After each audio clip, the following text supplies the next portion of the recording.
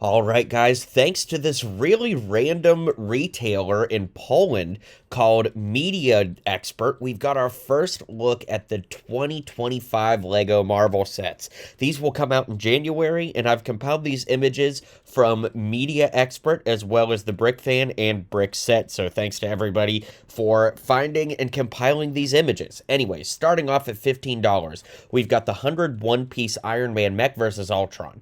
Now, this actually was revealed on another website earlier, so we've already talked about this, but briefly, we get an Iron Man Mech, and we get a brand new comic-inspired Ultron. Mega awesome. These minifigs look really great, especially Ultron bringing back that neck piece that hasn't been seen since 2016, as well as brand new exclusive printed head, torso, and leg pieces.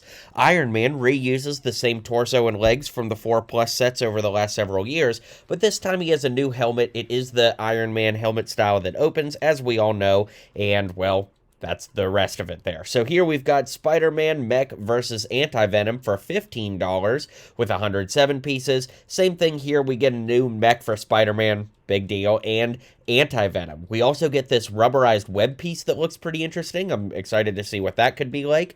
Then for the minifigs, we get the same Spider-Man we've been getting since 2021 and a brand new Anti-Venom minifig that has a brand new head and torso print that looks awesome. Now, this is a figure that doesn't really have any leg detailing, so this is one case where no leg printing actually makes the figure more accurate.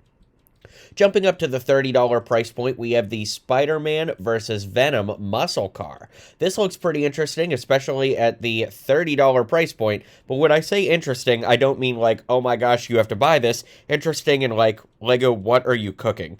I really don't understand the appeal of this. Like, the Spider-Man and Venom minifigs are the same ones we've been getting literally for years now.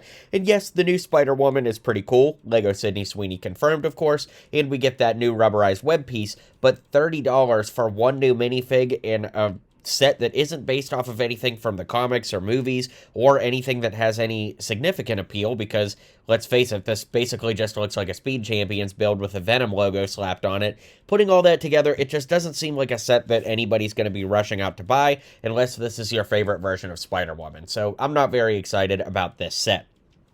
At the $50 price point, we have the Miles Morales vs. Spot set, which is our very first ever set from Into or Across the Spider-Verse, for that matter. Of course, those movies are well loved by all of us, and it's really cool to actually get a set based off of this, especially one that has 4 exclusive brand new minifigs. That makes it really exciting and definitely a set that I'm looking forward to checking out.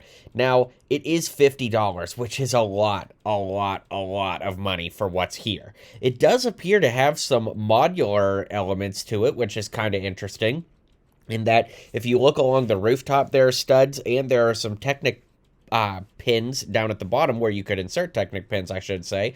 So that's going to be really interesting to see if this is a set that's going to have more add-ons at a later date. But regardless, let's just talk about what is here, and that, of course, gives us 4 minifigs. We get a brand new Miles Morales, the newest part, of course, being just the torso here, but he also has a new hairpiece and headpiece that debut on this figure.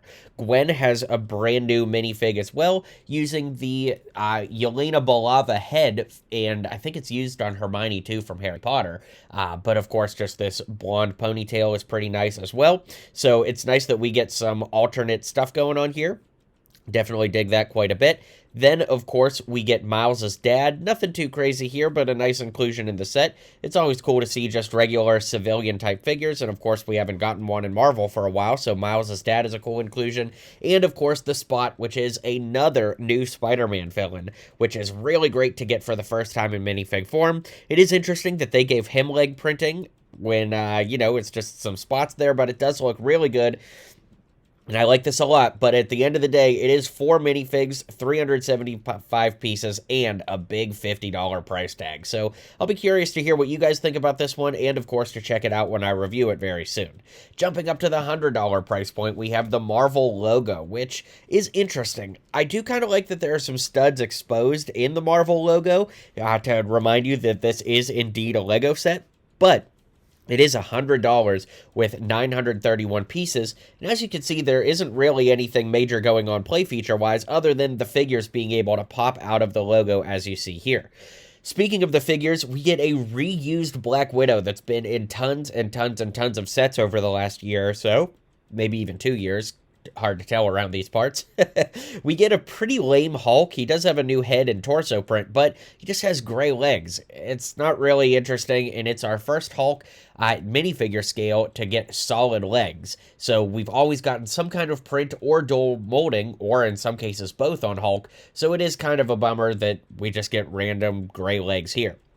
Thor is new as well with that great torso from Infinity War, but he's got the long hair, which then would suggest that maybe he is from Endgame. But if you look at the set, he comes with Mjolnir and not Stormbreaker, so that would send you back to Infinity War. So in my opinion, LEGO just wanted to give you a more quote-unquote iconic-looking version of Thor with the long hair, but give us a new torso at the same time, which does give us new pieces, of course, which is great, but at the end of the day, it does make this figure inaccurate. We get the Iron Man Mark 6 here, which throws back to the Avengers Tower from last year, 2023 that is, and of course this is the undamaged version, so it's kind of cool to get a new Iron Man armor that isn't battle damaged.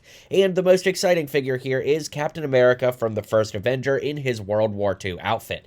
The gray arms are interesting. I think we needed dual molded arms with dark blue on top, but I'm willing to, just wait a little bit longer till we can see it in person and make a judgment call from there. That being said, our final set is the $100 Captain America Civil War Airport Battle. This will be $100 with 736 pieces and 8 minifigs. Now, the 8 minifigs sound exciting, and we'll get to those in a second, but when we look at the set here, it doesn't look like there's a ton going on. I mean, obviously, a lot of those pieces are used on the buildable figure Giant Man, and if you guys have seen my videos in the past, you guys know I do not like these buildable figures at all. In fact, I think they're kind of the worst thing that LEGO Marvel is cooking these days, and I just don't like them at all.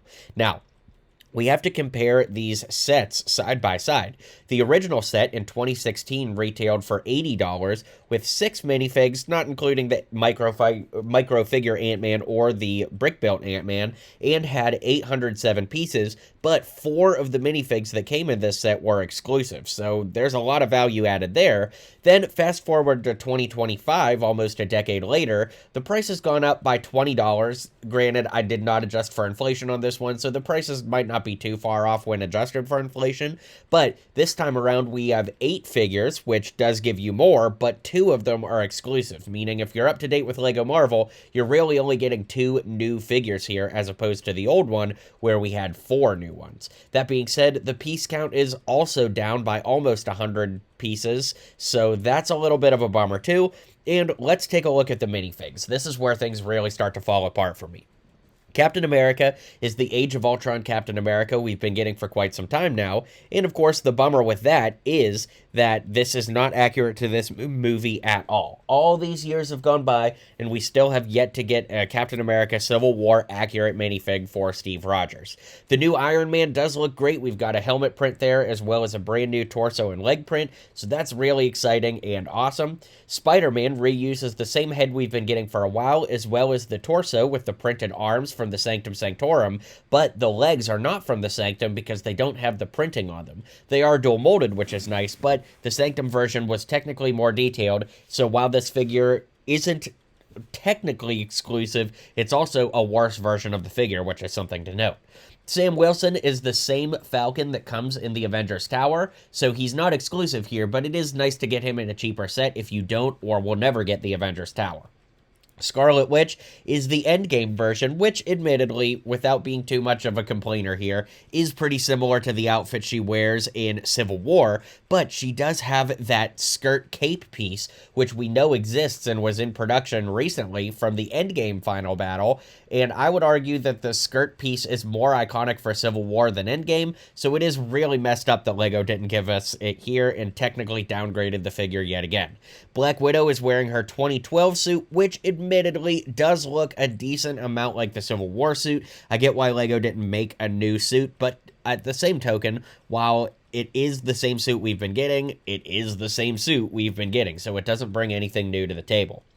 Here we have a Black Panther minifig, which does look pretty good, although it kind of toes the line between MCU and comic book without committing too much to either one, so I do think that this is a downgrade from the 2016 version. And finally, we have the Winter Soldier, who just looks terrible. First and foremost, his hair is black here. It's not black, it's dark brown in the movies. And the torso does not have a printed robotic arm for him, which is, I believe, the first time that's ever happened for the Winter Soldier, so that's a downgrade. And the torso print itself looks a lot more like the Winter Soldier version from the second Captain America movie than the Civil War version from the third. So not only is it a downgrade in every sense of the word, it's also not accurate at all, which is definitely a huge, huge bummer. But that takes us through all of the sets that have been revealed so far. There is one more set that is rumored to be coming out that the images haven't released for, so obviously I can't talk about that, because I just can't. So let me know what you guys think. Be sure to hit like and subscribe. Stay tuned for all the latest in LEGO Marvel and DC, and I'll catch you guys on the next video.